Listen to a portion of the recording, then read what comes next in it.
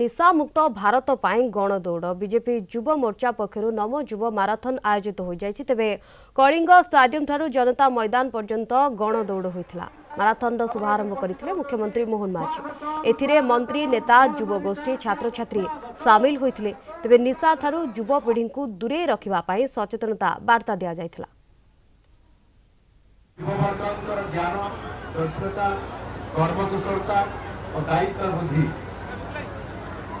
ये जरिया से चाहते जो संकल्प अच्छी आम समस्त सर्वोपरि भारत वर्ष विकसित भारत निर्माण लक्ष्य यह पूरण करने से निरंतर भाव आज आम पाखे उभा आज भुवनेश्वर सहित देशर 75 सहर में 10 लाख युवक जो नमो माराथन गणदौड़ आयोजन कर निश्चित भाव सारा देशर कोटि कोटि युव नेतृत्व को ये गणदौड़ बार्ता निश्चित भाव सफल रूपायन बहन कर जो आम गणदौड़ ये बार्ता रखा